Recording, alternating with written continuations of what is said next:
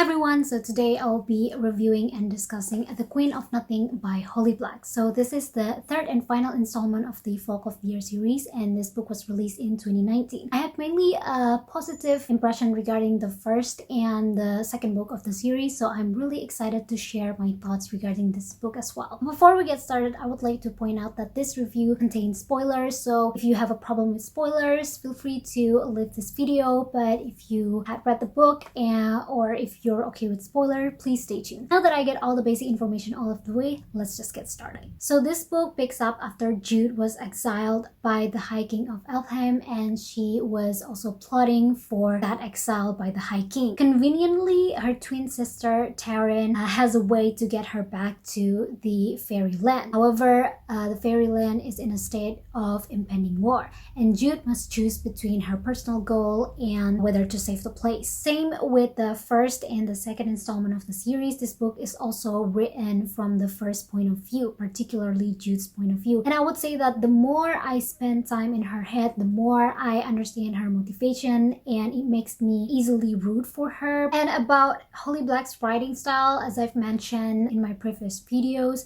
I totally love her writing style. I think she could get the tone right for political intrigue like this, and her writing style fortunately persists in this book as well, so there's really that consistency when it comes to Holly Black's tone in her series. However, I would say that when it comes to writing the world as a whole, I do think that the second book, which is The Wicked King, is a bit better than this one, because there's a lot of elements in this book that I would think aren't well fleshed out. I would understand that the author might want to skip some parts so that the action or like the big plot milestone would get running quickly.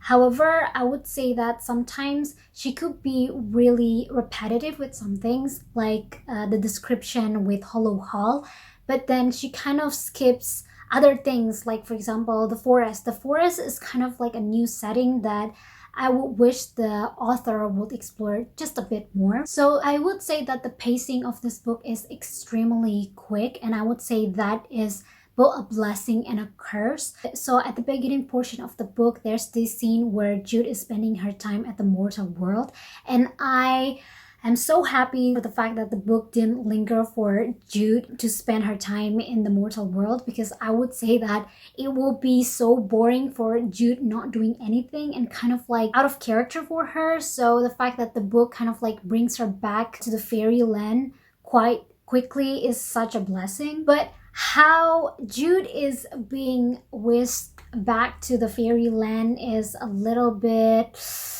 I don't know. I don't think that's totally my forte. The fact that Taryn needs Jude to switch her place in order for her to be in a trial for murdering Locke is just, I don't think that's totally Taryn's characterization. She's always depicted as this demure and like so in love with Locke, and basically she's kind of like okay with Locke being Locke, but now all of a sudden she just slit his throat. And I would say that the part where they explain why Taryn betrayed Jude is kind of underwhelming as well. So like Taryn betrayed Jude because Taryn is just following her dad's order, which is like, yeah, I get it.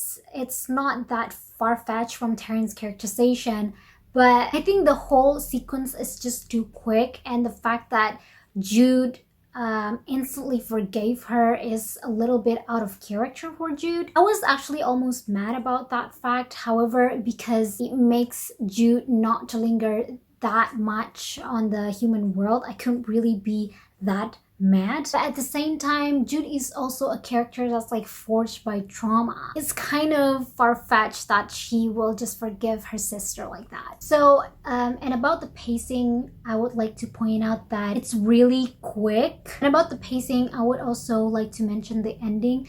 So I had a theory that the ending of this book is gonna go like this: Jude and Madoc is going to have this huge epic battle, and eventually Madoc will gain the upper hand, because he's a longtime general and he's also the one who trained Jude. However, one of the family, either Fifi, Taryn, Oriana, or Oak would betray Madoc. Because when it comes to Oriana, it's already foreshadowed at the beginning that she doesn't necessarily hate Jude.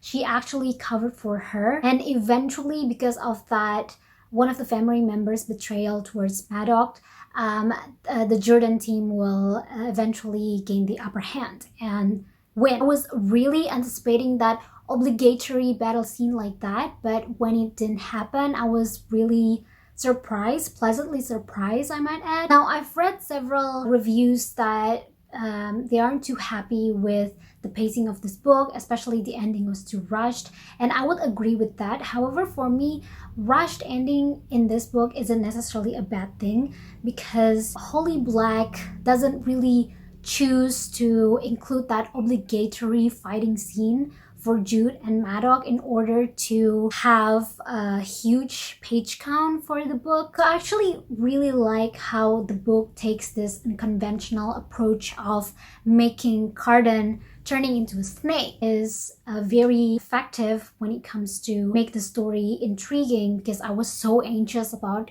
Jordan's future. But it also makes sense when it comes to the fairy culture, the fact that they only resort to like great battle if they can't do anything anymore. They will merely do anything under the table, and I think what Cardan and Jude did there is definitely very on point with the fairy culture. Now I'm going to talk about the characters in this book, and I think I mentioned both Taryn and Jude already, so I'm just going to briefly mention their character here. So when it comes to Jude, I do feel that her arc is really showing, but I do feel like it's a bit too drastic for Jude. So at the beginning of the book, she is really this person who's really cold. She doesn't care about what others think.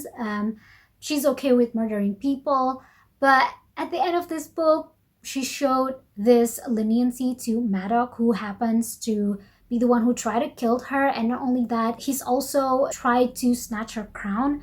So when I read that she's going to show mercy to him, it's kind of like too soft and fluffy for the Jude that I knew. As for Taryn, I always thought that she's going to be a sneaky one, and seeing that she's not really doing that much in this book is just quite shocking. Because, I mean, Taryn is definitely a shady character from the start. First, going out with Locke itself is a shady thing to do, let alone marrying him. And then she also happened to betray Jude, and she also killed her own husband. So seeing that Taryn's not taking an active role in this book is just less believable. Okay, so I think this review / discussion won't be completed unless I talk about the one and only Cardan, and I would say that his arc is the most interesting to read. How he puts his armor for so long and eventually tear it down piece by piece for Jude and be vulnerable towards her. Jude, I think, also has this arc as well.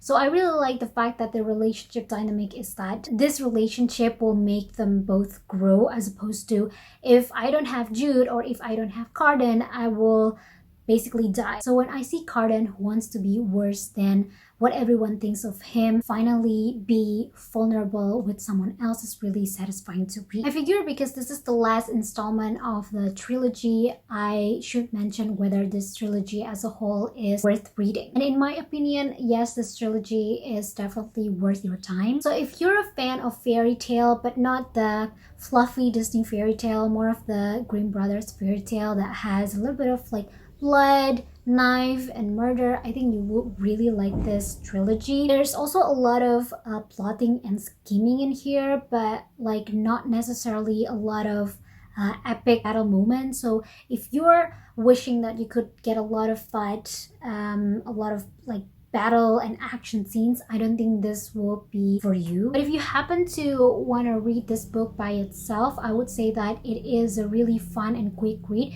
You might not be able to understand everything that happens because this is the final book of a trilogy. I would still recommend you to read the whole series. But if you're looking for a fantasy book with a hint of romance and not necessarily big battle scenes, and you're that kind of reader who's like okay with like not knowing everything, this book is definitely for you as well. I would rate this book 4 out of 5 stars.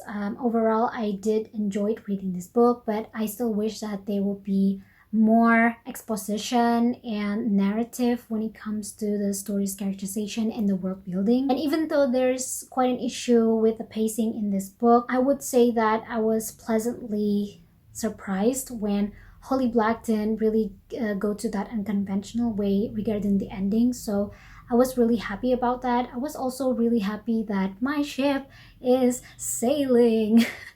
So like I could really be nitpicky about this book. I think that it was such a good ending for the trilogy as a whole. So in conclusion, this book is tied with The Wicked King for me. So that leaves The Cruel Prince as my favorite because I think The Cruel Prince has a balance between scheming and actions, whereas The Wicked Kings has more scheming but not much action. And this book has a lot of actions, but it still feels quite rushed. So that was today's review of The Queen of Nothing by Holly Black. I hope that this review will help you in determining whether this book is worth your time or not. Please let me know in the comment section whether you're interested to read this book, or if you have read this book, please share your thoughts. I would like to thank everyone who made it through the end. Thanks so much for watching, and I hope your tea will always be warm for reading.